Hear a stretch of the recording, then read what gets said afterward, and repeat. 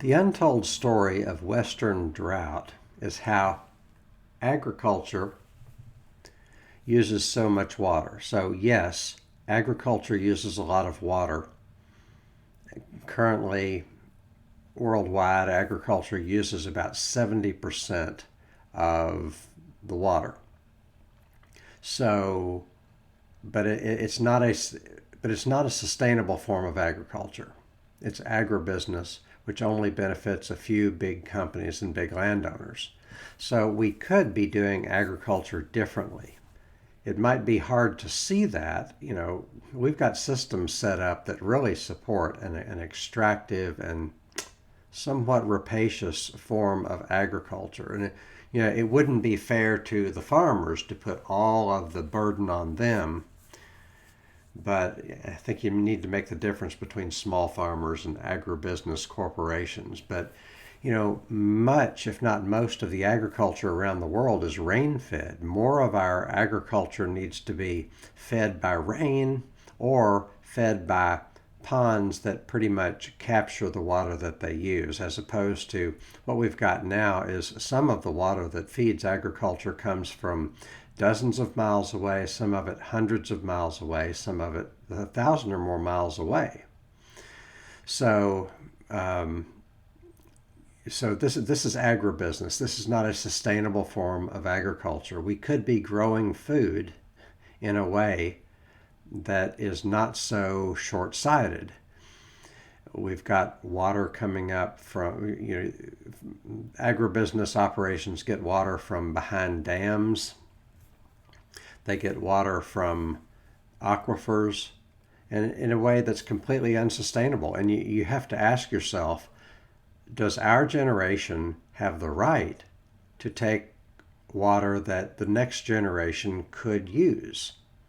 Maybe we should leave it for them. Maybe we should leave some of it for them. Maybe we should slow down just a bit. So instead of capturing and utilizing rainwater, water is pumped from aquifers and or behind huge dams and piped countless miles to the point of use. It's a prescription for drought.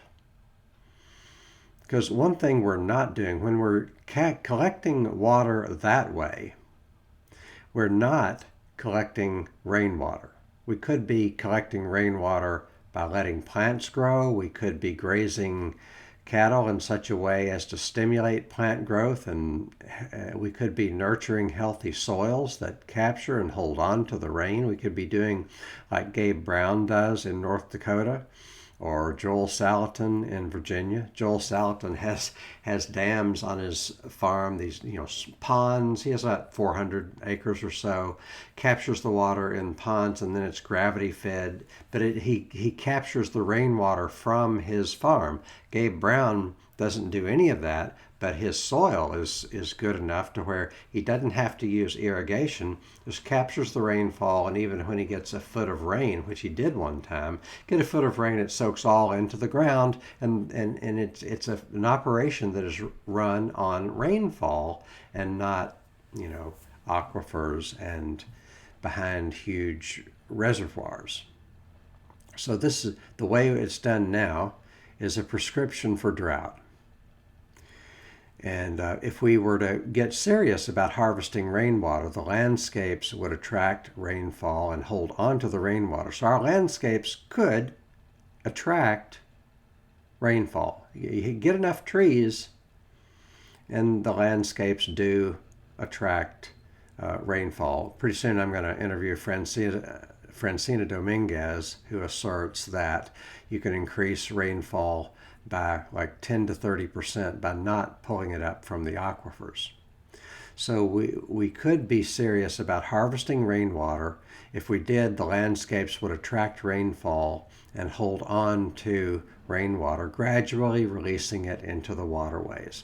Right now we have, here's all this rain, flood. We're going to, like Los Angeles, rain, flood.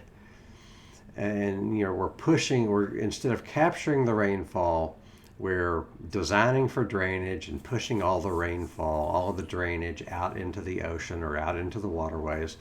It's irresponsible. It doesn't need to be this way. We could be organized in a way that is good for everybody, but now we're just organized in a way that just helps a very few people, and it's very short-sighted.